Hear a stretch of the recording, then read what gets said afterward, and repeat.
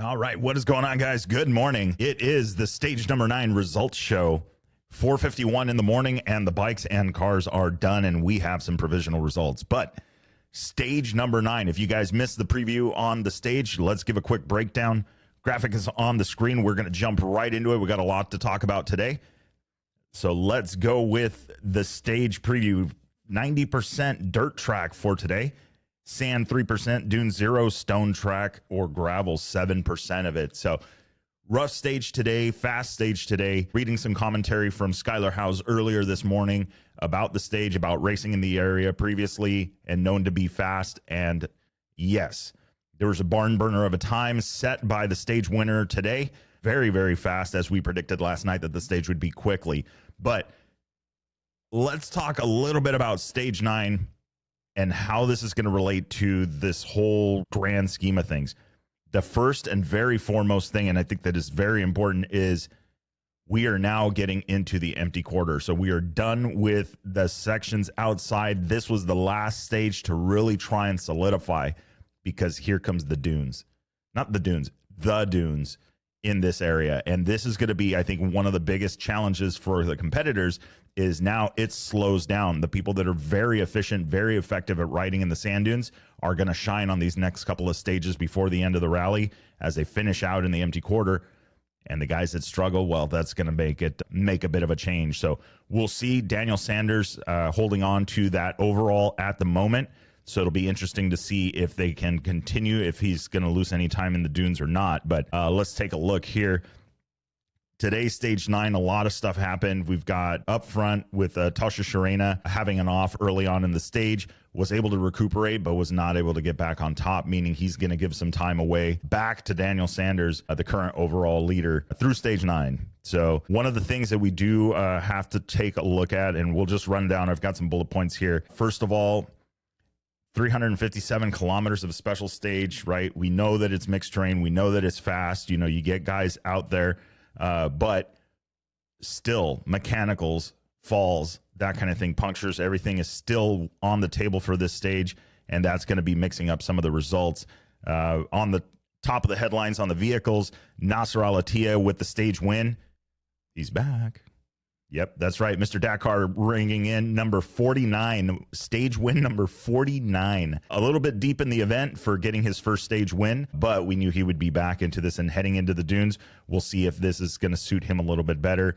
Obviously, he's versed in it. That's his home turf as far as it goes. Then Yazid Al-Raji, who was currently running in second, capitalized on a few mistakes and made it up into the number 1 overall lead position through stage 9. Again, this is provisional. We'll talk a little bit more. I'll give you the official times here in just a minute. Just giving you guys the highlights really quick. Rider fatigue and attrition. This is, you're getting to the end, right? You're getting to the end of the Dakar Rally, and it is going to become that, I guess the easiest way is we could relate to it. You know, on your commute home, when you just really want to be home. You know, the day wasn't bad, but you just, man, I can't wait to just be home. Well, there's still a few hundred miles, several hundred miles between that feeling of home and where the current riders are. So we'll see how they fare, especially going into the dunes. That can be frustrating, can be relentless, can just be absolute nightmare. So we'll see. Hopefully these guys have been practicing their dune riding. They're not going to be as affected by it, but just know it's that home stretch. It's the last few stages. And like I said, if you can relate to just, end of the day, just wanting to be home, but you just can't seem to get home. The traffic is just weird. All of this stuff. I am 100% sure that this is what these guys are feeling. There's a home stretch. That mentality is going to be very, very important these next few stages. So let's take a look. We already know about the terrain. One of the things we do is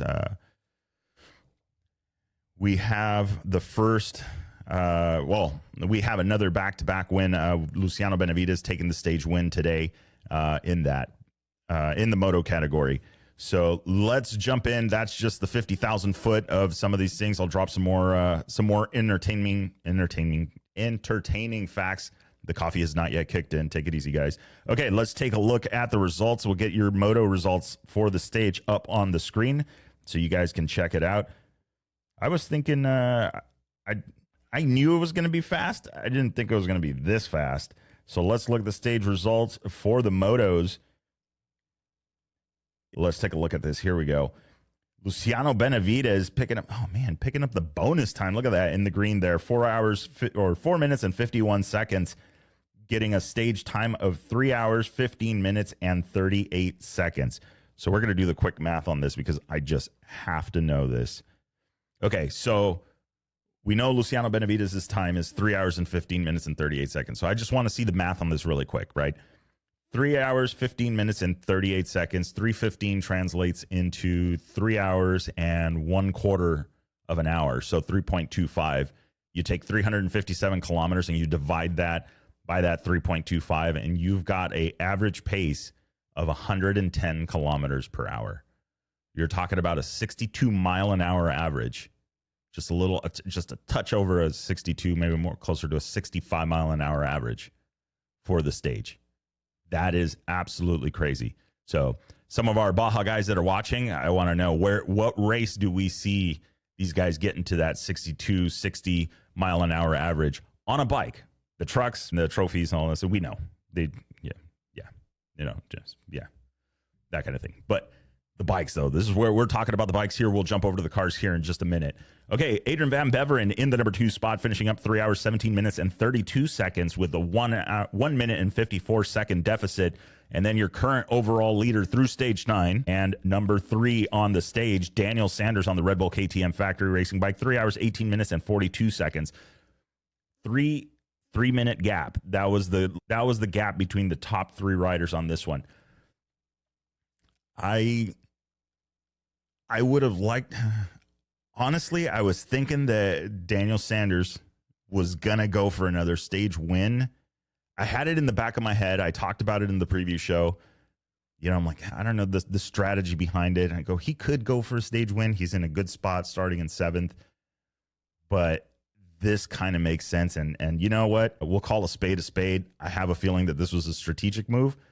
I don't know how these guys do this to be able to, park and wait. You know what? I'm going to lose a couple of minutes here and then I'm going to go.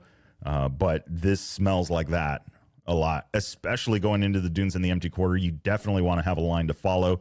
I don't know if that is necessarily Daniel Sanders' strong suit when it comes to the sand dunes. But all right, let's jump on down the line. Let's talk about the top 10 for the stage. Ricky Brabeck finishing up in 4th, 3 hours, 19 minutes, and 17 seconds, finishing 3:39 back. That is just going to be 35 seconds behind Daniel Sanders. Skylar Howes in the number 5 spot on the Monster Energy Honda. 3 hours, 20 minutes, 18 seconds, finishing 4:40 back. And then it is Nacho Cornejo in the number 6 spot. Hero Motorsports Team Rally. 3 hours, 20 minutes, and 33 seconds. 4 minutes and 55 seconds back. Tasha Sharena, after off early on in the stage, was able to recuperate, get it back, finishing up 7th for the stage on the Monster Energy Honda. 3 hours, 22 minutes, and 24 seconds, finishing 6:46 back. Then it is Edgar Canet in that number 8 spot. No stranger to the podium in Rally 2. I mean, he's got some stage wins under his belt. So for the Rally 2 category, that is. Red Bull KTM Factory Racing, 3 hours, 26 minutes, and 16 seconds, finishing 10:38 back. And then DeVasey in the number 9 spot, BAS World KTM Racing Team, 3 hours, 27 minutes, and 56 seconds, finishing 12:18 back. And rounding out the top 10, Lorenzo Santolino on the Sherco Rally Factory, finishing up 3 hours, 30 minutes, and 23 seconds with 17 minutes and 15 seconds out of the lead on that one. So that is your top 10 for stage number 9 as they get ready to head into the empty quarter. It is currently going to be 4 in the afternoon in Saudi. I'm sure these guys are getting ready, mentally prepared. All right, let's talk about the overall standings through stage number 9. Graphic is on the screen if you guys are following along on YouTube or on Spotify video. Let's take a look here. Daniel Sanders holds on to that top podium spot so far. We've got the empty quarter coming up next. Red Bull KTM Factory Racing, 47 hours, 45 minutes, and 34 seconds for him. Got 22 minutes and 56 seconds of bonus time.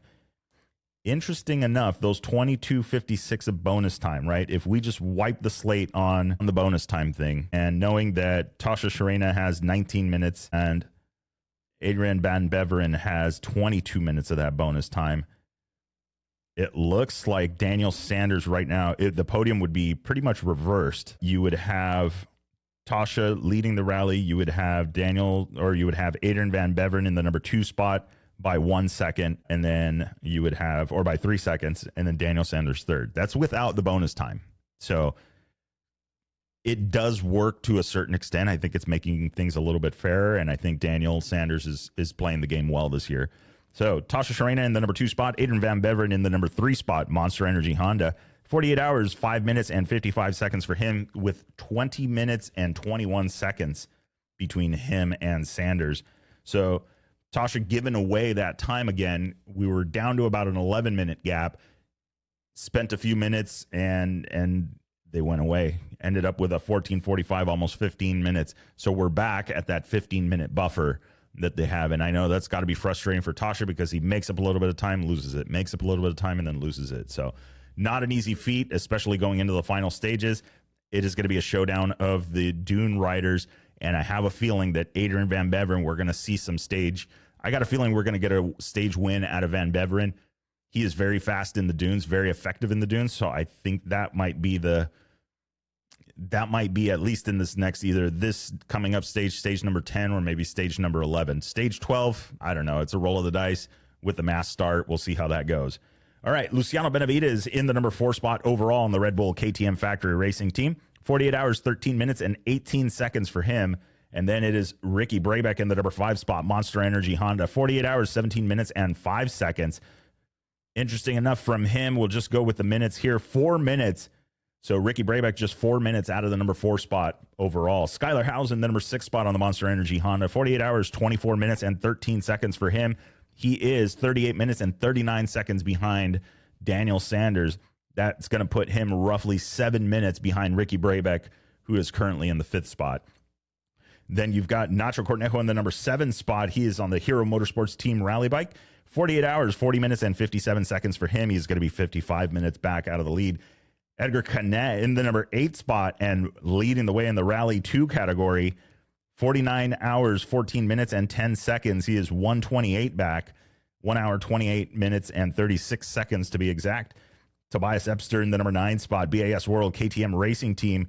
50 hours, 6 minutes, and 15 seconds. Going to be 2 hours, 20 minutes, and 41 seconds back. And rounding out the top 10, Lorenzo Santolino on the Sherco. Going to be 50 hours, 34 minutes, and 21 seconds. He is going to be 2 hours and 48 minutes and 47 seconds back. So very long way to go. Let's take a look here. Who do we have going down the list? Dumotier in that 12 spot. He is on the Honda HRC bike in Rally 2. Svitko in the number 13 spot. Niels Therick moving up a little bit in the ranking. 14th currently overall. He is 51 hours, 2 minutes, and 35 seconds. He's 3 hours and 17 minutes out of the overall. And from that, him to Edgar Canet, we're looking roughly about an hour and a half or so between the two. So let's take a look.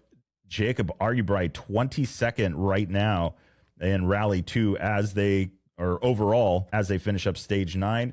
He is on the RS Moto Honda Rally team. It is 52 hours, 56 minutes, and 6 seconds for him. So 5 hours, 10 minutes back. Let's jump over really quick. I just want to see, this will be a bonus here. Let's take a look at the Rally 2 category and just see how things are shaking. Edgar Canet leading the way. Tobias Epster in the number 2. Dumotier in the number 3 spot.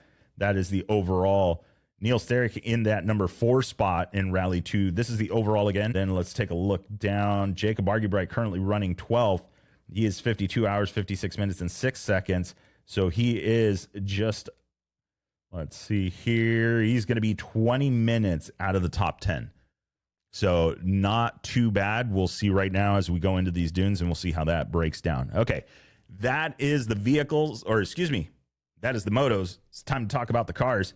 And as you already heard at the top of the show, we talked just briefly about it. Nasser Al-Attiyah taking the stage win today with a time of 2 hours, 52 minutes, and 59 seconds. That is fast. That is really fast. You could even just say that let's do the math on this really quick, right? And I'm going to round it out 252.59. So let's not go too much onto the decimal side of things, but we'll divide that by 357 by 3 hours. We'll call that the stage time. Almost a full 10 kilometers an hour faster than the bikes. That is 120 kilometer an hour average for us here in the U.S. H2 MPH.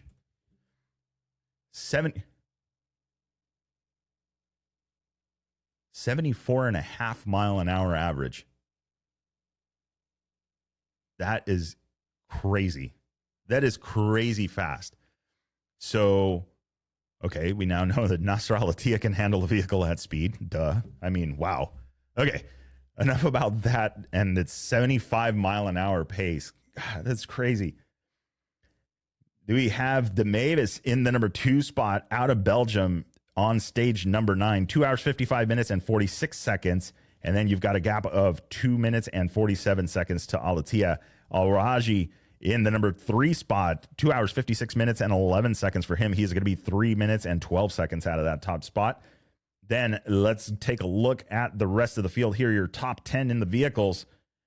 Matthias Ekstrom in that number 4 spot, Ford M Sport, 2 hours, 57 minutes and 47 seconds. And then Bakuska in the number 5 spot, Overdrive Racing, 3 hours, 27 seconds. And then Mitch Guthrie and Kellen Walsh finishing up in the number 6 spot, Ford M Sport, 3 hours, 2 minutes and 41 seconds, finishing 9 minutes and 42 seconds back. Vitzi in the number 7 spot, MD Rally Sport, 3 hours, 4 minutes, 31 seconds for him, 11:32 back. Cristina Gutierrez and Moreno in the number 8 spot, the Dacia Sand Riders, 3 hours, 7 minutes and 25 seconds, finishing 14:26 back. Ferreira in the number 9 spot, X-Raid Mini JCW team, 3 hours, 7 minutes, 47 seconds back, finishing 14:48 back. Then Gastaldi in the number 10 spot, Century Racing, 3 hours, 8 minutes, 6 seconds for him, 15:07 back. Then let's take a look. Ledigan in the number 11 spot. This is the one that cost him. He was out in front and now leading, and now dropping down in position. So finishing up in the 11th spot, 16 minutes back. Then Prokop in the number 12 spot. Let's take a look. Let's see here. Seth Quintero and Zenz in that number 5th spot. Toyota Gazoo Racing, 3 hours, 11 minutes and 5 seconds. And that one was bad. So Seth Quintero taking on a 15-minute penalty on the stage. I'm not sure if they're going to protest that or what exactly happened. Let's see here. Let's send a message really quick and see if we can figure it out. What it is. I'm just doing this live. Sorry. All right. We were waiting to hear on where those 15 minutes came from for Seth Quintero, but man, that is brutal. That would put him, if we just do the quick math on that one, that'd put him 3 minutes and 6 seconds out of the lead, which means he would be 3rd for the stage. So that one hurts. You know, I don't know. That's pretty major. I don't know if they missed a waypoint, if they did missed a waypoint or got a gnarly speed zone penalty. We'll see. We'll find out later about that one. Let's take a look here. Who else do we got? Okay, that is pretty much it there. Let's jump over to the overall results. Graphic is on the screen for the overall results. Al-Raji, now your current through stage 9 provisional. Did I put enough disclaimers on there? Current provisional stage 9 through stage 9 overall is Al-Raji in the number 1 spot, 45 hours, 6 minutes and 54 seconds, followed by Ladigan giving up that time today, 45 hours, 14 minutes and 3 seconds, finishing 7:09 or with a 7:09 deficit now to Al-Raji. In the number 3 spot, Matthias Ekstrom, 45 hours, 31 minutes, 44 seconds, 24:50 back. And then let's take a look at the times for the rest of the field here. Let's go 4 through 10. Nasser Al-Attiyah, Dacia Sand Riders, 45 hours, 32 minutes, and 15 seconds. He is going to be 25-21 back. Mitch Guthrie and Kellen Walsh in the number 5 spot, Ford M Sport, 46 hours, 3 minutes, 22 seconds, finishing 56-28 back. Sarah Dory in the number 6 spot, Century Racing Factory Team, 46 hours, 13 minutes, and 46 seconds. And then Jacopini in the number 7 spot, Overdrive Racing, 46 hours, 51 minutes, and 35 seconds for him, 1 hour, 44 back. Seth Quintero in the number 8 spot, Toyota Gazoo Racing. He's going to be 46 hours, 53 minutes, and 1 second back. Stage overall, and now he is 1 hour, 46 minutes, and 7 seconds back.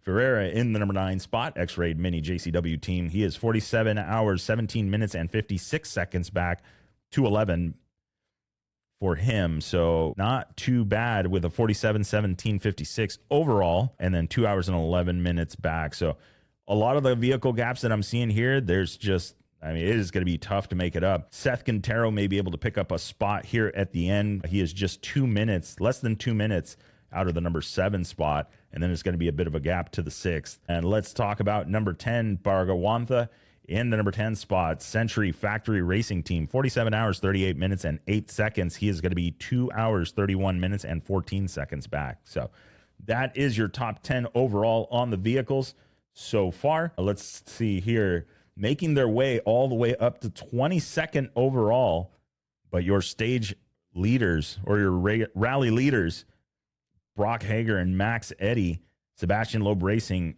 Razor RZR Factory Racing, 51 hours, 13 minutes, and 20 seconds. They're going to be 6 hours and 6 minutes back.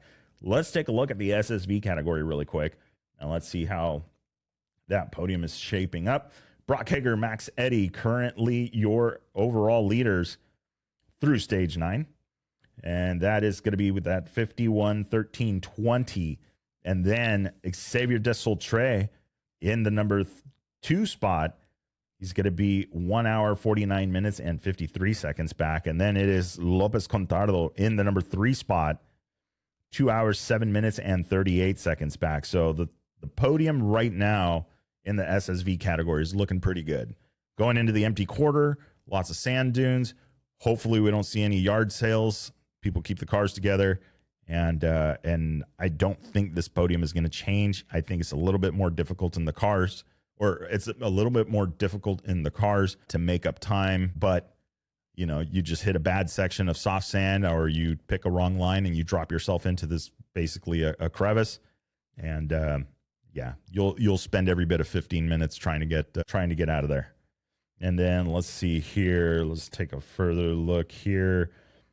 And then we've got Miller and Short in the 12 spot right now, 12th overall. So that is your SSV. Let's see here. Let's take a look at the Challenger category. You've got Corbin Leverton right now in the number 6 spot on that Red Bull Off-Road Junior team. So Cavaglasio in the number 1 spot in the Challenger category. Then it's Guerrero in the number 2 and Spearings in the number 3. So very interesting to see. I mean, we're getting to the end.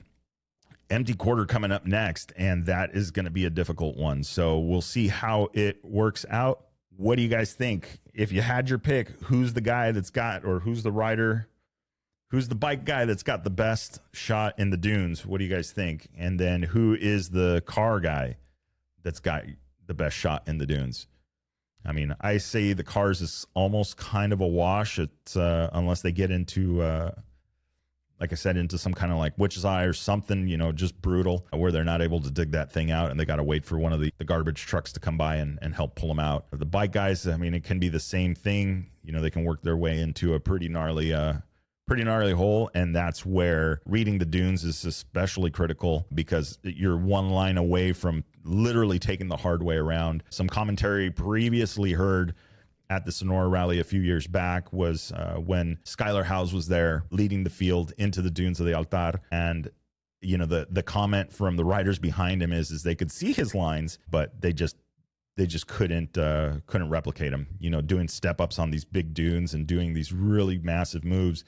So I think, in a way, I think riding efficiently. I mean, that is all about carrying speed and reading the terrain, because, you know, you never know how steep it is on the other side. You know, there's rules to the dunes.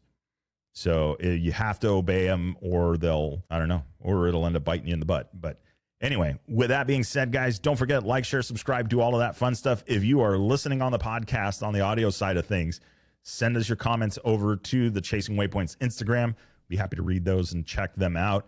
If you're on Spotify, or if you are watching this on YouTube, Again, like, share, subscribe, all of that stuff. Don't miss any of these episodes.